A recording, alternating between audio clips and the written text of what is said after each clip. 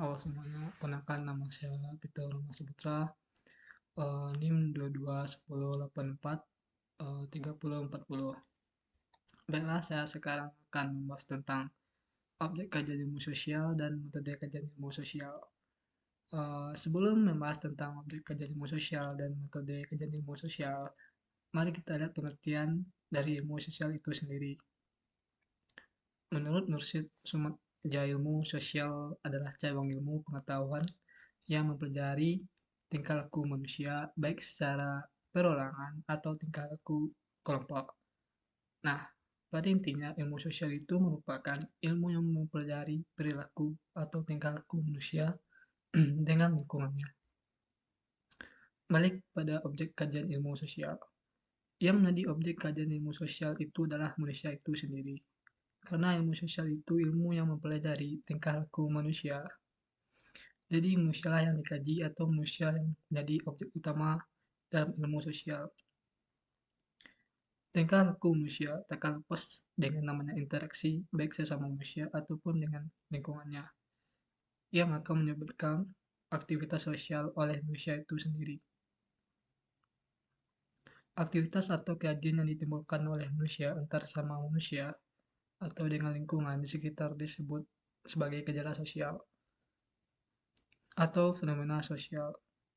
Namun, manusia adalah yang hidup makhluk hidup dan mampu berpikir yang juga bersifat dinamis. Inilah sehingga selalu menimbulkan fenomena-fenomena baru yang perlu dikaji. Dan ada pun beberapa fenomena atau ilmu sosial yang berhubungan dengan manusia. Yang pertama yaitu komunikasi.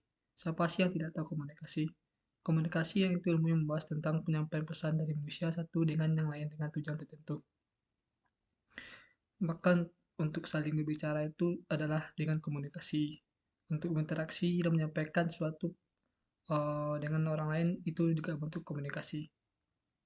Yang kedua adalah sosiologi. Sosiologi adalah ilmu yang mempelajari manusia yang hidup berkelompok yang disebut dengan masyarakat, di mana pola hidup secara individu maupun berkelompok hubungan manusia dengan institusi sosial pada kehidupan manusia dalam kaitan dengan lingkungan sekitar. Yang ketiga yaitu ekonomi. Ilmu yang membahas tentang kebutuhan dan kepuasan yang harus dipenuhi dan cara memenuhinya. Kajian tentang bagaimana sumber daya yang terbatas digunakan untuk memenuhi kebutuhan manusia yang tidak terbatas. Ekonomi adalah studi tentang upaya manusia untuk mencapai kemakmuran. Kemakmuran adalah tujuan ekonomi kehidupan manusia. Yang ketiga yang berhubungan dengan fenomena sosial yaitu yang keempat yaitu psikologi. Psikologi adalah salah satu cabang dari psikologi yang mempelajari perilaku individu, kelompok dalam situasi sosial dan mempelajari dan menganalisis bagaimana manusia mempengaruhi lingkungan sosial dan bagaimana lingkungan sosial mempengaruhi manusia. Yang kelima yaitu geografi, adalah ilmu yang mengkaji tentang bumi. Bumi dalam geografi itu seluruh gejala dan proses alamiah maupun kehidupan. Bumi, siapa sih yang tahu bumi? Bumi itulah tempat tinggal manusia. Jadi geografi juga meliputi tentang fisik, gejala manusia dan lingkungannya. Yang keenam antropologi. Antropologi merupakan ilmu yang berusaha mencapai pemahaman tentang manusia dengan mempelajari berbagai warna bentuk fisik masyarakat dan budaya. Yang ketujuh politik. Politik merupakan studi tentang kehidupan berbangsa dan bernegara yang dimana bagian dari kehidupan masyarakat. Ilmu politik juga mempelajari negara-negara dalam melakukan tugasnya. Yang ke-8 adalah sejarah.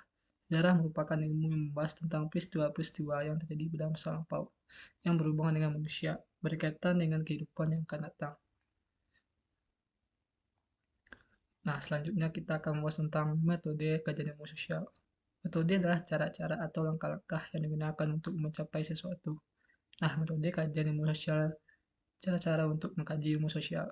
Metode kajian ilmu sosial dibagi menjadi 3, yaitu yang pertama itu persepsi.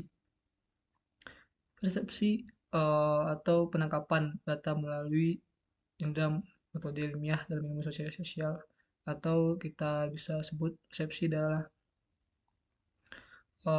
suatu penangkapan informasi melalui semua indera daripada manusia itu sendiri.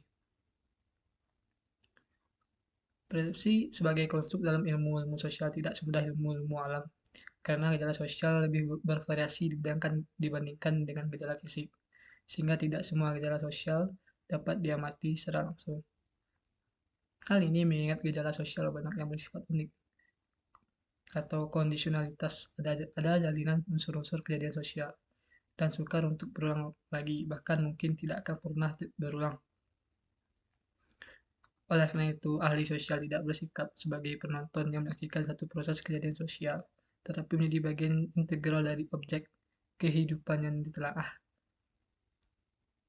Konsepsi, konsepsi yang ingin dicapai dari ilmu-ilmu sosial adalah mendapatkan pengertian yang dalam dari gejala-gejala yang sedang diselidiki dengan Verstehen, teknik dalam menemukan dan hipotesis maupun dengan partisipasi dari peneliti. Yang kedua yaitu dalam metode kajian ilmu sosial, yaitu konsepsi, yaitu pengolahan data dan penyusunan dalam suatu sistem. Konsepsi merupakan tafsiran konsep seseorang. Oleh karena itu, konsep dan konsepsi merupakan istilah yang berbeda, baik dalam pengertian maupun penggunanya. Konsep bersifat lebih umum dan dikenal atau diumumkan berdasarkan kesepakatan, sedangkan konsepsi bersifat khusus atau spesifik. Konsepsi adalah pengertian atau tafsiran seseorang terhadap satu konsep tertentu dalam kerangka yang sudah ada dalam pikiran dan setiap konsep baru didapatkan dan diproses dengan konsep-konsep yang telah dimiliki.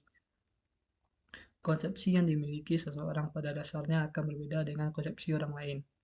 Hal tersebut dikarenakan konsep yang dimiliki seseorang berbeda-beda sehingga menimbulkan cara pandang atau penafsiran yang berbeda juga. Konsepsi yang dimiliki siswa terkadang tidak sesuai dengan konsepsi yang dimiliki oleh para ilmuwan.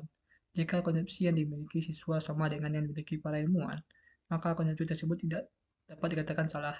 Namun jika konsepsi yang dimiliki siswa tidak sesuai dengan konsepsi para ilmuwan, maka siswa tersebut dikatakan mengalami miskonsepsi atau sedikit kesalahan pada konsepsi tersebut. Yang ketiga itu prediksi. Prediksi kata lain dengan penyelundupan atau perkiraan. Dalam pengertiannya, prediksi adalah suatu proses memperkirakan secara sistematis tentang sesuatu yang paling mungkin terjadi di masa depan, berdasarkan informasi masa lalu dan sekarang yang dimiliki, agar kesalahan selisih antara sesuatu yang terjadi dengan hasil pikiran dapat diperkecil. Intinya, kita dapat memperkirakan hal yang mungkin akan terjadi di masa depan agar tidak terjadi kesalahan yang telah terjadi di masa lalu. Prediksi tidak harus memberikan jawaban secara pasti kejadian yang akan terjadi, melainkan berusaha untuk mencari jawaban sedikit mungkin yang akan terjadi. Pengertian prediksi sama dengan ramalan atau perkiraan. Menurut Kamus Besar Bahasa Indonesia, prediksi adalah hasil dari kegiatan memprediksi atau meramal atau memperkirakan nilai pada masa yang akan datang. Dengan menggunakan data masa lalu, prediksi menunjukkan apa yang akan terjadi pada suatu keadaan tertentu dan merupakan input bagi proses perencanaan dan pengambilan keputusan. Metode di atas merupakan khas ilmu-ilmu sosial, di mana menjelaskan peristiwa tidak sebatas wujud fisik atau gerak dari suatu peristiwa, tetapi juga pikiran-pikiran yang ada di balik peristiwa tersebut. Jujun S. Surya Sumantri mengatakan bahwa metode ilmiah dalam studi ilmu-ilmu sosial dikembangkan dengan teknik-teknik tersendiri dalam melakukan kegiatannya.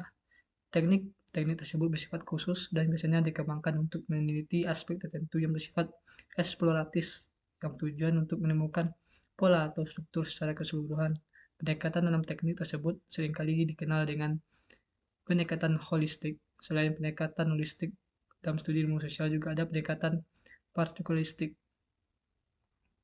Pendekatan partikularistik dan holistik digunakan untuk mengungkapkan universitas dan kekhususan sebagai bagian dari kebenaran ilmu sosial untuk mengungkapkan hal tersebut.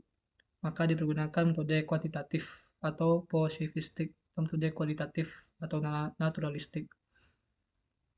Dalam tradisi kualitatif, penelitian harus menggunakan diri mereka sebagai instrumen, mengikuti asumsi-asumsi kultural sekaligus mengikuti data untuk mencapai wawasan imajinatif responden peneliti diharapkan fleksibel dan reflektif, tetapi tetap menjaga jarak. Sedangkan dalam tradisi kuantitatif, instrumen merupakan alat yang telah ditentukan sebelumnya dan tertara dengan baik, sehingga tidak banyak memberi peluang bagi fleksibilitas, masukan imajinatif, dan efektivitas. Metode kuantitatif untuk menelaah manusia dalam hubungan dengan lingkungannya secara matematis baik melalui teknik sosiometri maupun skala atau statistik. Sedangkan metode kualitatif digunakan untuk mendapatkan makna-makna yang terkandung dalam hubungan manusia dalam hubungannya dengan manusia-manusia lainnya atau di balik kenyataan yang teramati. Contohnya dalam menerangkan dan teknik pengukuran data yang tentang terjadinya tsunami jelas akan berbeda dengan teknik pengukuran data mengenai motivasi seseorang menjadi pekerja dan sebagainya. Terima kasih telah menyaksikan video saya. Sampai berjumpa. See you.